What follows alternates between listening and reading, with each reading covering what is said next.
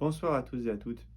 Alors, si on fait cette vidéo ce soir, si je fais cette vidéo ce soir, c'est pour vous expliquer l'initiative du classement des teams que j'ai essayé de lancer cette année, notamment en discutant avec d'autres managers de Team Trial et ainsi que d'autres acteurs du monde du trail pour essayer de clarifier la situation entre les équipes de niveau, clarifier presque des divisions comme ça peut exister dans d'autres sports.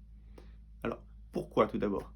Pourquoi? Parce que, hormis le classement proposé par Trail Endurance Mag au début de l'année depuis quelques années, ce qui est très bien d'ailleurs, euh, il n'y a aucun référencement de niveau des teams trail français.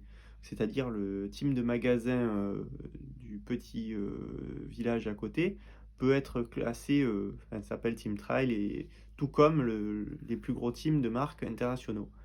Donc, un référencement est essentiel pour une cohérence et une lisibilité de notre discipline et de nos équipes du coup.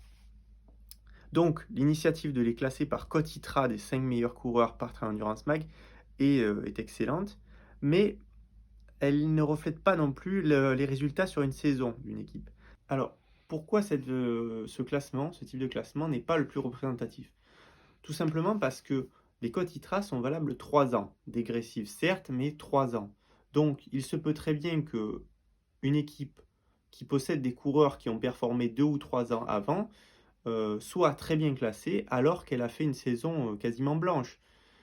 Donc, évidemment, ça dénote malgré tout du niveau des coureurs présents, mais peut-être d'un niveau qui n'est plus le leur depuis un certain temps. Donc, c'est un problème malgré tout de cohérence et on va dire, pas de justice, mais d'équité entre ceux qui se sont donnés pour exister et arriver au plus haut niveau sur une nouvelle saison. Donc, comme ça peut être le cas dans d'autres sports, j'ai pensé, comme beaucoup d'autres ont pensé d'ailleurs, à établir un classement sur l'année en tenant compte du résultat des principales courses du calendrier. Alors, après, évidemment, il faut peaufiner avec un classement unique pour tous les teams français, comme ça a été le cas sur ma version d'essai cette année, que vous pouvez retrouver sur mon site, que je vous mettrai en lien tout à l'heure, où ça peut être séparé en plusieurs divisions, avec des courses dédiées, des courses qui seraient comptabilisées pour la première division, des courses pour la deuxième, des courses pour la troisième division. Alors, tout ça est discutable et à réfléchir entre tous les acteurs du trail, en fait, de tout niveau, tous les membres d'équipe, les coureurs, les managers, les médias, tous avons notre mot à dire pour trouver la meilleure classification possible.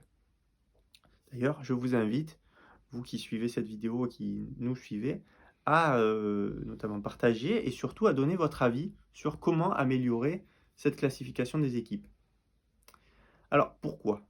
Pourquoi? Donc, ça donnerait évidemment, comme je vous l'ai dit, une meilleure euh, visibilité et justification pour les coureurs et une cohérence de niveau. Mais ça a aussi un impact pour vos sponsors, ça a un impact par rapport aux courses, aux invitations sur les courses.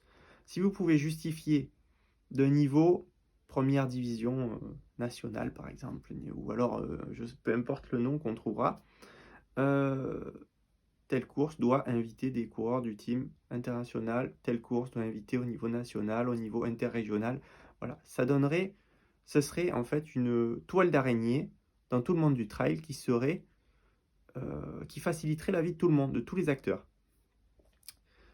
En même temps, ça permettrait aussi donc de valoriser une saison réussie. Quel que soit le niveau, une équipe qui passe de niveau régional à interrégional serait valorisée. Et pas uniquement parce qu'elle a recruté un gros coureur, comme avec la classification actuelle. Donc, je vous invite à écrire en commentaire sous cette vidéo, à nous écrire en privé ou à écrire à l'ITRA, à Trail Endurance Mag, aux principaux acteurs, vos idées, et ensuite on en discute. Alors, vu la situation sanitaire, pourquoi pas faire des appels vidéo groupés, des appels tout court, et essayer d'établir la meilleure classification possible. En attendant, je vous invite à consulter le classement que j'ai établi cette année, donc sur les courses qui n'ont pas été annulées, Et donc le référencement sur leurs résultats de toutes les équipes françaises de trail, euh, de marque ou pas de marque d'ailleurs. Il y en a 36 donc de mémoire, 37.